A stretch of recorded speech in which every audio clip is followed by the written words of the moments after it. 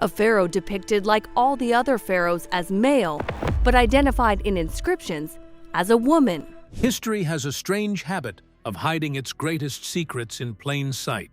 For centuries, Hatshepsut remained one of ancient Egypt's most mysterious rulers. Her monuments survived. Her legacy endured. But one question refused to disappear. What really happened to the woman who became pharaoh? Then, when Egyptologists finally examined remains believed to be hers, they uncovered clues that changed everything. What they found didn't just reveal details about her death. It reshaped our understanding of one of history's most remarkable queens, the queen who vanished from her own tomb. There are only a handful of people in human history who can be called the most powerful woman who ever lived. Hatshepsut belongs at the very top of that short list. She ruled Egypt at the height of its wealth and influence for more than 2 decades. She wore the crown of a king and carried the false beard of a male pharaoh. She raised obelisks at Karnak so tall that the second of them still rises higher than any other ancient obelisk left standing anywhere in Egypt today. And yet, for almost 3,000 years after she died, nobody on the planet could say with any confidence where her body had ended up. Her original tomb in the Valley of the Kings was the longest one ever cut into those cliffs, descending more than 200 meters into the rock. It was empty when modern archaeologists climbed into it. Her stone sarcophagus had been cracked open and stripped bare in antiquity. The royal cache, discovered in the year 1881, held more than 50 pharaohs neatly wrapped and labeled. But Hatshepsut was not among them. Generations of Egyptologists searched. Generations failed. The woman who had carved her name into the largest stones in Egypt had vanished from her own afterlife. The truth was harder to accept than anyone wanted to believe. The most famous queen in the history of ancient Egypt was not lying in a golden coffin in a secret royal vault somewhere beneath the desert. She was lying on the dirt floor of a small, unmarked tomb, only 40 meters from her own original burial chamber. She had no coffin around her. She had no wrappings on her skin. She had no inscription anywhere near her body.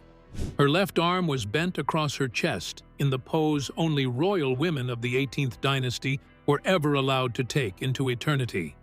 And that one detail was the only thing on her entire body that could have told anyone she had ever sat on a throne.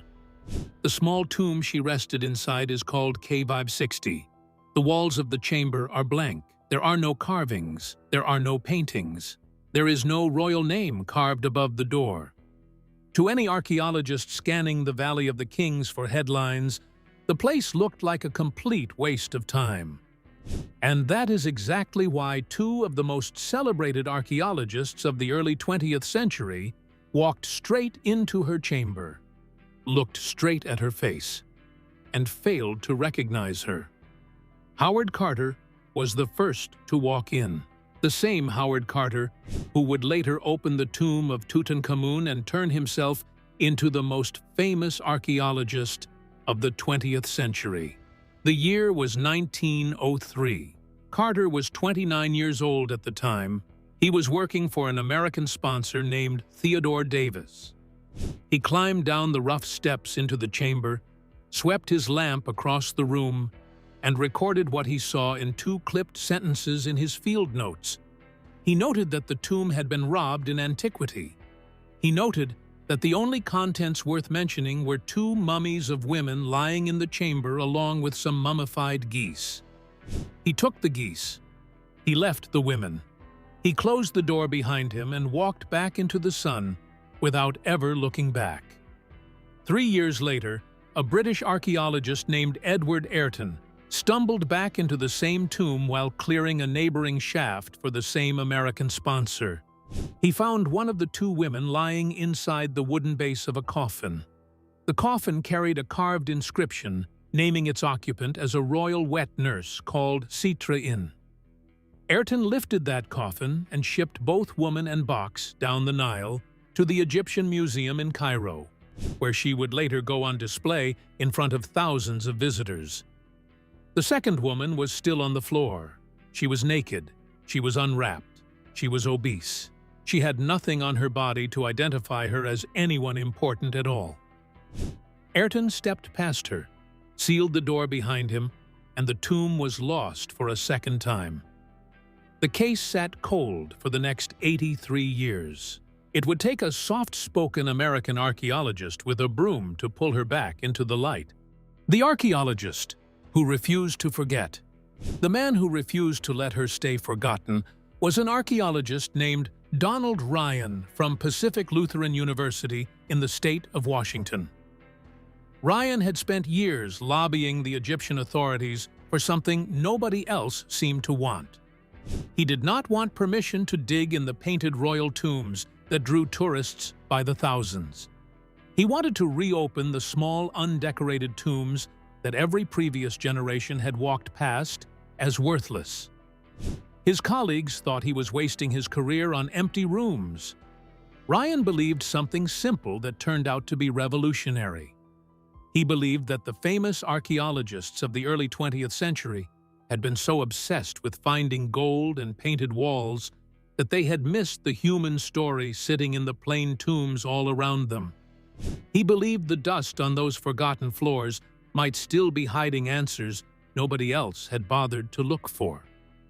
He believed the Valley of the Kings still had secrets waiting for somebody patient enough to sweep them out. In the year 1989, he finally got his approval.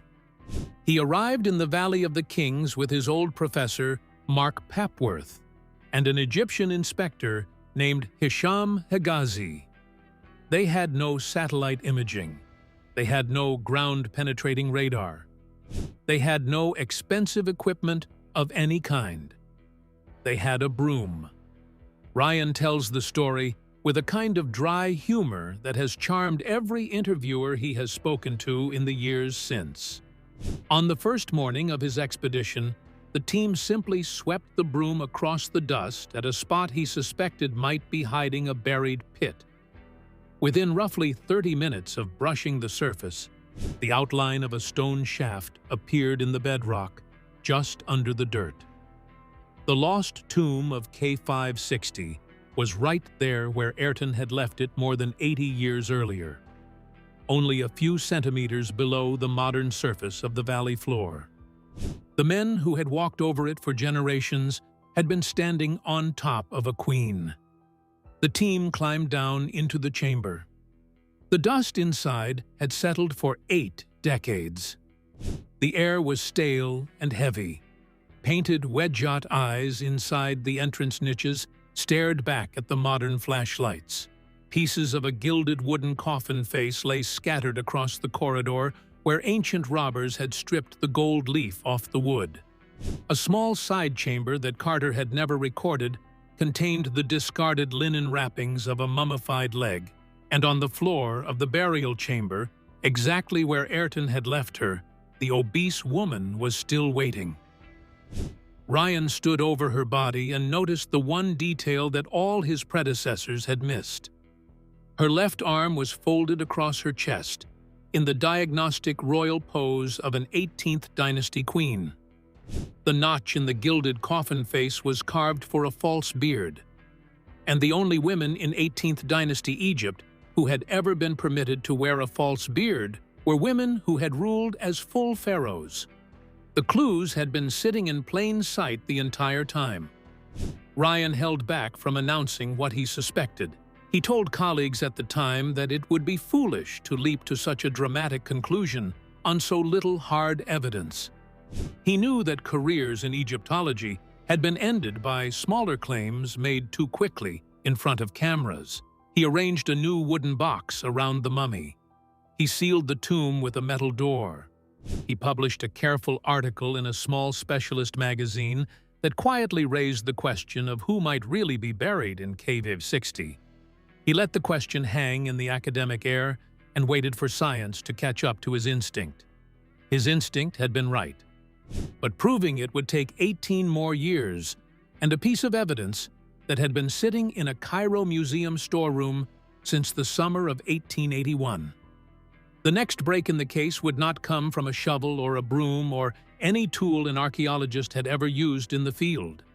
It would come from a hospital scanner and a wooden box that everyone in Egyptology had assumed they already understood. The next break in the case was hiding inside a wooden box that everyone in Egyptology had assumed they already understood. The tooth inside the wooden box. More than a century before Donald Ryan ever picked up his broom, a French Egyptologist named Émile Brugsch was lowered down a vertical shaft in the cliffs above Deir el-Bahari. At the bottom of that shaft lay one of the greatest single discoveries in the history of archaeology. The chamber held more than 50 royal mummies that the priests of the 21st dynasty had hidden away to protect them from grave robbers around the year 1030 before the Common Era. Brugsch cleared the entire cache in 2 days with almost no documentation. Crates of royal remains were carried out into the daylight without proper drawings, without proper photographs, and without proper notes. Among the smaller items collected from the cache was a plain wooden box about the size of a cigar humidor. The box was carved from cedar. The lid was inscribed with the throne name of Hatshepsut. The catalog entry recorded the contents as a mummified liver and very little else worth investigating. The box was shelved inside the Cairo Museum. It sat on that museum shelf for 126 years without anyone bothering to open it again. Curators walked past it. Egyptologists wrote dissertations only a few rooms away from it. Nobody asked the obvious question. In the year 2007, the Egyptian Supreme Council of Antiquities, led by the famous archaeologist Zahi Hawass, launched a national project to identify every lost royal mummy of the New Kingdom using computed tomography scans. The lead radiologist on the project was Dr. Sahar Salim of Cairo University. Their first major target was Hatshepsut. The team scanned every candidate female mummy they could find. They scanned 2 unknown women from a stripped tomb labeled KV-21. They scanned the wet nurse Sitra Inn that Ayrton had carried out in 1906. They scanned the obese woman that Ryan had rediscovered in 1989. None of the 4 bodies could be confidently matched to Hatshepsut on the scans alone. The skull shapes were close. The ages were close, but close was not certainty, and Hawass refused to put his name on anything less than a definitive answer. Then somebody on the team had the idea that would change the entire investigation. They asked for the small wooden box from the royal cache to be wheeled into the same scanner alongside the bodies. The catalog said it held a liver and nothing else worth a second look. The catalog had been wrong for 126 years. When the box passed through the scanner, the images came back showing 3 separate objects sealed inside. There was a desiccated piece of liver, just as the catalog had said. There was a length of mummified intestine that nobody had previously recorded. And there was a single human tooth, a molar, lying loose at the bottom of the box. Dr. Galal el-Beheri of Cairo University's dental school was called in. He overlaid the scan of the loose tooth against every candidate mummy, one by one. 3 of the 4 did not match in any meaningful way. The 4th one was the obese woman from KV-60. The molar was missing from her upper jaw at exactly the location of the loose tooth in the box. The fractured root of the tooth lined up perfectly with the remaining root stub in her socket. The size matched, the shape matched, the density matched. On the 27th of June in the year 2007, Zahi Hawass walked into a press conference in Cairo and gave the world the line that traveled across every news network within hours. He said the team was 100% certain of the identification. He called the discovery the most important find in the Valley of the Kings since the tomb of Tutankhamun. He called it one of the greatest adventures of his entire career. A loose tooth in a wooden box had finally given the obese woman on the floor of Kv 60 her name back. She was Motkare Hatshepsut, the woman who would be king. And now that the Egyptologists finally knew who they were looking at, they were free to read the medical history written in her bones. The findings that came out of that examination would shock the entire world. Inside the royal autopsy, the moment her name was confirmed, the cold case turned into a live autopsy. Dr. Sahar Salim slid the body into a hospital-grade computed tomography scanner inside the Egyptian museum. The images began to fill the screen voxel by voxel. What she saw changed everything we thought we knew about how the most powerful woman in ancient Egypt had spent her final years. The findings read like a list of horrors. The body was female. The biological age at death was approximately 50 years old. The stature was about 159 centimeters, which is just over 5 feet 2 inches. The weight was severely high for the frame. Embalmers had cut the standard incision into the left side of the abdomen and removed the major internal organs during the original mummification. The skeleton was where the body began to speak loudest. The spine carried advanced osteoarthritis. The disc between her fifth lumbar vertebra and the sacrum had slipped completely out of position. The hip joints and the knee joints showed severe wear consistent with carrying excess weight on a small frame for many years. The dental work was the worst the team had ever seen on a royal mummy. There were multiple abscesses. Her teeth showed evidence of a lifetime of soft, sweet royal food and almost no oral hygiene by modern standards. But the most disturbing findings sat deeper inside her bones.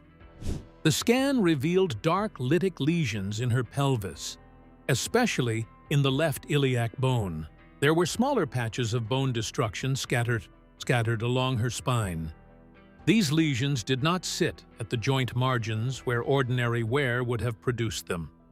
They sat in the medullary cavity inside the bone, where bone marrow lives, where bone metabolism happens. That pattern of damage carries one name in modern radiology: metastatic cancer. The body had been seeded with secondary tumors that had spread from a primary site elsewhere. Dr. Ashraf Salim, one of the radiologists on the team, told the world press that the cancer had affected the pelvic bone, specifically the left iliac bone. He said the position and character of the lesions, along with the tiny patches of damage in her spine, pointed to metastatic deposits rather than a primary tumor. He said the original cancer had likely begun in the lung, or the breast, or the kidney. He said Hatshepsut had spent her last months in serious pain. If you have ever watched someone you love walk through advanced cancer, this part of the story hits in a place that feels strangely close. A woman in her early 50s with disease in her spine and her pelvis cannot sleep through the night without crying. She cannot stand for long stretches. Her appetite collapses while the tumors inside her keep stealing her strength. She is the most powerful person in the kingdom, surrounded by every luxury the Bronze Age can provide. And there is nothing anyone in her court can do to help her. The scan also picked up subtle signs the team interpreted as consistent with diabetes. The dental abscess in her lower jaw had been spreading aggressively in the weeks before death. The combination of cancer and diabetes and dental sepsis and severe obesity stacked together inside a single body would have brought down anyone alive today. But the most haunting finding sat on her face and her neck. Patches of irregular tissue change, possibly a chronic inflammatory skin condition. Scientists noted that the same kind of skin disease appeared across multiple male relatives from the same Thutmoside royal family. It looked hereditary. It looked itchy. It looked like something a queen would have wanted to treat with the strongest medicine her physicians could compound. That tiny detail would turn out to be the most important clue in the entire investigation. The bottle in the German museum. The Egyptian Museum of the University of Bonn in Western Germany is not the kind of place that pulls in international news crews. To Egypt now, the country working to showcase its own historic artifacts, many of which are found in museums in other parts of the world. The world's largest museum dedicated to an ancient civilization has opened in Egypt. The collection is small. The lighting is quiet. The labels are simple and academic. Tourists rarely make the trip.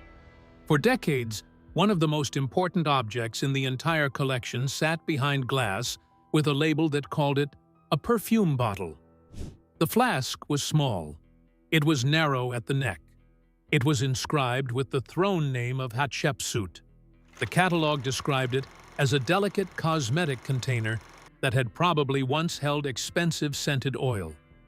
Visitors walked past it for years without giving it a second thought. The man who finally refused to accept that label was a young student named Michael Hovler-Muller. Hovler-Muller had been helping the museum prepare for an exhibition when he handled the flask for the first time. He noticed something other curators had ignored. There was a blockage at the top of the bottle. Previous handlers had assumed the blockage was just dirt that had settled into the neck over thousands of years. Hovler-Muller looked at it more carefully and decided it was something else entirely. It looked to him like the original clay stopper, pressed into place by an Egyptian hand around the year 1450 before the Common Era. He kept that suspicion to himself for years. In the year 2009, Hovler-Muller became the curator of that very museum. The first major decision he made with his new authority was to act on the suspicion he had carried since he was a student. He carried the flask down the street to the radiology department of the Bonn University Hospital and asked the staff to put it through a computed tomography scanner. The result came back the same day. The clay stopper was original. The bottle still held the dried residue of whatever liquid had been poured inside it 3,500 years earlier. A professor at the Bonn Ear, Nose, and Throat Clinic threaded a thin endoscope through the neck of the flask and pulled out enough residue for chemical analysis. The samples went to Dr. Helmut Weidenfeld at the Bonn University Pharmacy Institute. Weidenfeld is a quiet, careful scientist who works in toxicology. He spent the next 2 years running the residue through chromatography and mass spectrometry. He took his time. He did not want to be wrong. On the 19th of August in the year 2011, the University of Bonn released a press statement that traveled across every science news outlet on the planet within hours. The flask had never held perfume. It had held a thick medicinal lotion built from palm oil and nutmeg apple oil. The oils carried a high proportion of unsaturated fatty acids of the kind that modern dermatologists still use as a soothing base in creams designed to treat chronic inflammatory skin disease. So far, the formula sounded like a reasonable Bronze Age moisturizer. But Weidenfeld had also identified a heavy second fraction inside the lotion. The mixture was spiked with derivatives of creosote and asphalt. These are the same chemical families that, until very recently, were used in modern medicine to treat severe psoriasis through coal tar ointments. And buried inside that fraction was a substance the modern world has spent decades trying to remove from cigarettes and smoked food and industrial air. The substance was called benzopyrene. Dr. Weidenfeld told reporters what benzopyrene actually does to a human being. He explained that the International Agency for Research on Cancer classifies it as a Group 1 human carcinogen, the highest possible danger rating. He explained that benzopyrene binds itself directly to human DNA and triggers tumor growth. He told one journalist that benzopyrene is one of the most dangerous carcinogenic substances anyone has ever identified. He said it is the very chemical that makes long-term cigarette smoke deadly. Then he gave the line that turned the whole investigation into a tragedy.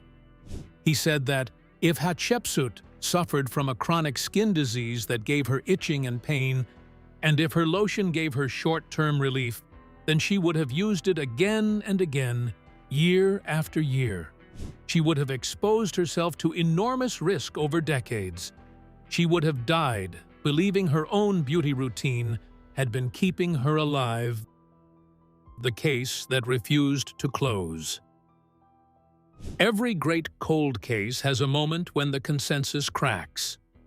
The Hatshepsut investigation is no exception. Not every Egyptologist in the world accepted the 2007 identification or the 2011 flask analysis at face value. Some of the most respected names in the field pushed back hard against the headlines, and their objections are still worth taking seriously today. The story you have been hearing on television documentaries is only one version of the truth. The version told inside university libraries and academic journals is quieter and far more uncertain. An independent Egyptologist named Marianne Luban argued in the months around the 2007 announcement that the dental match was thinner than the press conference had made it sound. She pointed out that a single molar of average size could plausibly fit several different jaws of similar dimensions from the same royal family. She suggested that the tooth in the box might not even have belonged to Hatshepsut at all and could have been mixed into the canopic contents during the salvage operations of the 21st dynasty priests. Her warning was simple. One tooth is a clue. One tooth is not a conviction. Dr. Salima Ikram, the head of Egyptology at the American University in Cairo, and one of the most respected mummy experts alive today, was more cautious than the press conference had been. She told reporters that the tooth match was probably the best evidence available at the moment, but she added that the supporting DNA work was not yet fully reliable. She called the identification tentative rather than final. Coming from a scientist of her standing, that word tentative carried serious weight inside the academic community. Catherine Roerig of the Metropolitan Museum of Art in New York struck a similar tone. She said the body was female, that it had been found in the Valley of the Kings, and that it was about the right age, and that all of those factors made the identification quite possible. But she added a careful warning that the evidence was not yet conclusive and that further studies were still in progress. The Bonn flask findings ran into similar pushback from chemists and Egyptologists alike. Some researchers pointed out that the analysis had been announced through a university press release rather than through a peer-reviewed paper in a major chemistry journal. Others questioned whether the bottle had been radiocarbon dated to confirm that the residue inside it actually dated to Hatshepsut's lifetime. The lotion theory was powerful. The proof was still incomplete. The third major shift in modern scholarship is the one that may surprise audiences the most. For 3,000 years, the standard story said that Hatshepsut's stepson, Thutmose III, had hated her in life, taken sole power the moment she died, and immediately ordered her face hacked off every monument in Egypt out of personal revenge. New research has demolished that story. Professor Peter Dorman of the University of Chicago has shown through painstaking dating that the erasure campaign did not begin immediately after her death at all. It started at least 20 years later. Dorman has written that vengeance simply does not abide a delay of 2 decades. Dr. Kara Cooney of the University of California in Los Angeles, the author of a major biography of Hatshepsut called The Woman Who Would Be King, has argued that the erasure was a careful dynastic intervention to clear the royal line for the next generation rather than an act of family hatred. Cooney has said in interviews that Hatshepsut was forgotten on purpose because she was too successful, not because she was hated. The case sits today at a strange equilibrium. A 50-year-old female pharaoh, riddled with metastatic cancer, suffering from a hereditary skin disease, smearing a Group 1 carcinogen on her face every morning for years. A stepson who waited 2 decades after her death before quietly editing her out of the official record. A tomb she had built for herself as one of the longest in the Valley of the Kings, and a body she never ended up inside. Instead, she finished her journey on the dirt floor of a small unmarked chamber 40 meters away, where 2 famous archaeologists stepped over her, where a soft-spoken American found her with a broom in 1989, and where a single tooth in a wooden box finally gave her name back to the world. She is the most thoroughly examined ancient murder victim in human history. The trial is still going. We would love to hear what you would have written on her final autopsy report. Tell me in the comments, and we will read every single one.